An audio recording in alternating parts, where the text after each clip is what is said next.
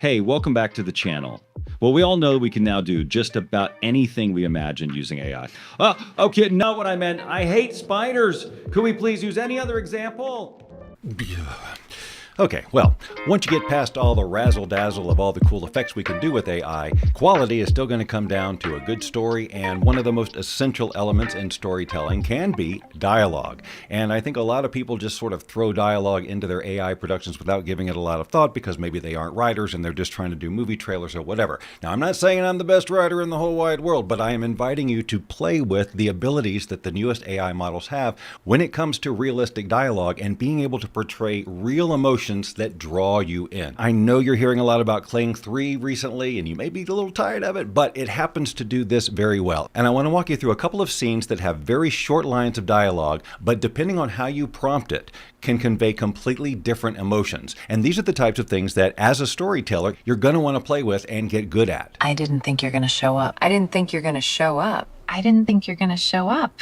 I didn't think you're going to show up. As I walk you through these examples, you're going to see how minor changes to the dialogue and the addition of specific camera cuts can change the mood of the entire scene. All of these examples today were done with the Kling 3 Omni model so that I could use these consistent characters through all of these generations. Using Kling 3 also gives us access to its multi-shot capability just within the prompting itself to make the scene look more interesting. All of these prompts evolved over time, as you will see, in both the action, the camera angles, and the dialogue that's being said. But here's what it started out with.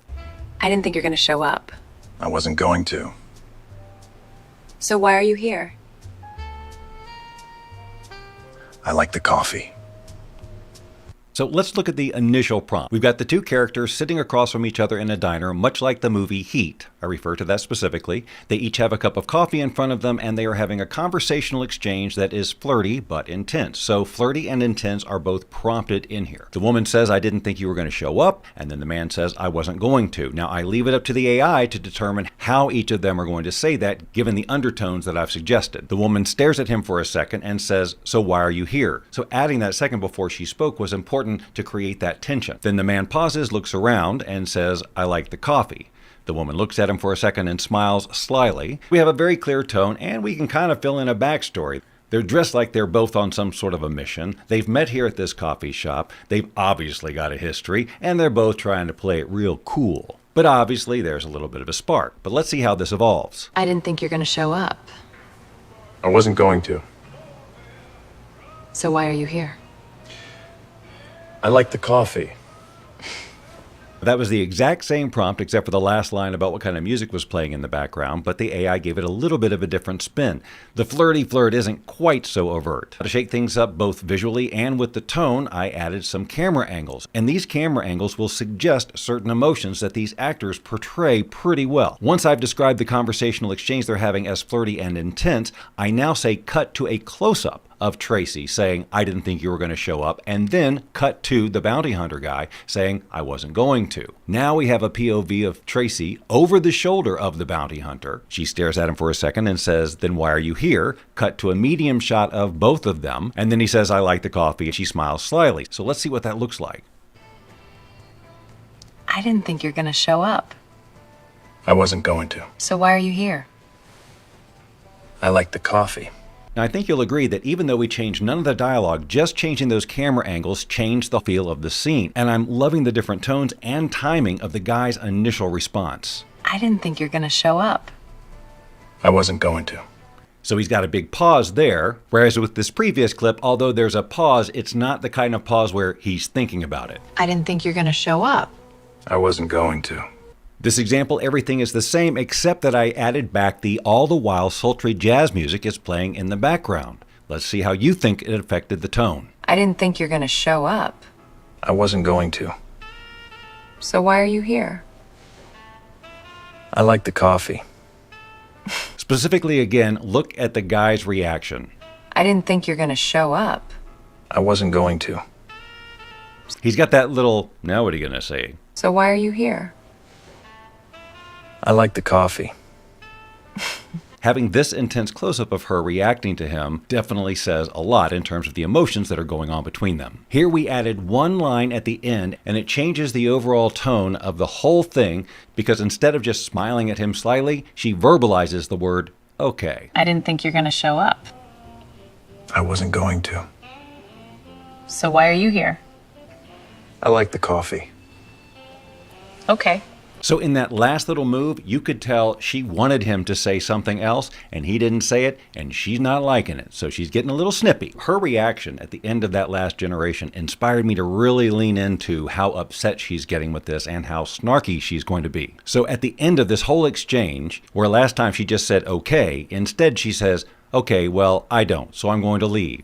And now she starts to get up, and we cut to a two-shot, and now the bounty hunter guy is grabbing her arm and saying, no, wait. And then she looks at him and snaps sarcastically, oh, I'm sorry, was there something else besides the coffee? So let's see what that looks like. I didn't think you're going to show up. I wasn't going to. So why are you here? I like the coffee. Okay, well, I don't, so I'm assigned to leave. No, wait. Oh, I'm sorry. Was there something else besides the coffee? Aside from the fact that we get that lip sync drift that we do on these longer clips with Kling, the journey that we went through with her facial expressions when she reacted to him saying he liked the coffee was amazing.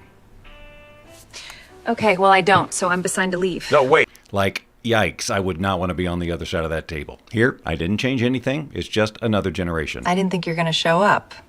I wasn't going to. So why are you here? I like the coffee. Okay, well, I don't, so I'm going to leave. No, wait. Oh, I'm sorry. Was there something else beside the coffee? Last example with this scenario, but what she does with her nose. I didn't think you're going to show up. I wasn't going to. So why are you here? I like the coffee. Okay, well, I don't, so I'm going to leave. No, wait.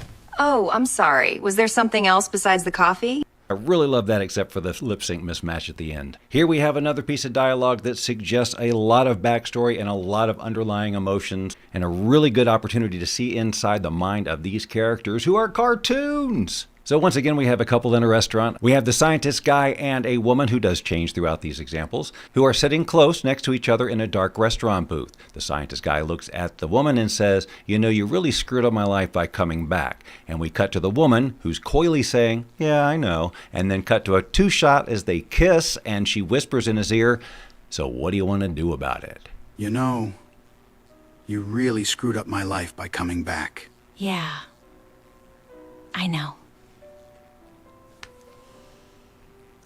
So what do you want to do about it? So in this example, he's happy, she's happy. I think we all know what they're going to do about it. You know, you really screwed up my life by coming back. Yeah, I know. So what do you want to do about it? What's crazy about that one, and this is just a little piece of trivia, is that this character is based on Tracy, and that eye up to the right thing is something she does. I have no idea how it knew to do that. You know, you really screwed up my life by coming back. Yeah, I know. So what do you want to do about it? Dude, you need to run. You know, you really screwed up my life by coming back. Yeah, I know.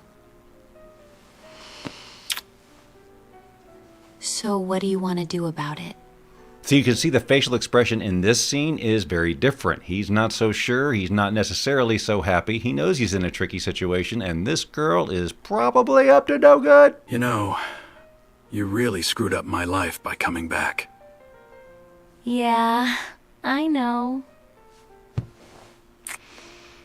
So what do you want to do about it? All of these examples, everything has been exactly the same, and it's given us a slightly different read on every single one of them. Just like if you were working with two real actors on a set and you said, okay, do it this way, do it this way, do it this way. And in my mind, the AI is doing a tremendous job of picking up exactly what this scene is putting down. In this example, I changed one word.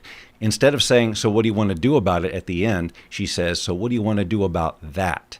And that changes it. You know, you really screwed up my life by coming back. Yeah, I know. So what do you want to do about that? Don't you think? So as you continue your creative AI journey and you make your short films and your trailers and all your other stuff, consider this an invitation to give special consideration to the dialogue and the emotional undertones going on with the characters in the scene, because at the end of the day, that is what is going to engage an audience more than explosions and other special effects. If these are the types of things you like to get an insight on, well, why not subscribe to this channel, because this is the kind of stuff we talk about all the time. If you subscribe now, I will not look for you. I will not pursue you. But if you do not, I will look for you. I will find you. And I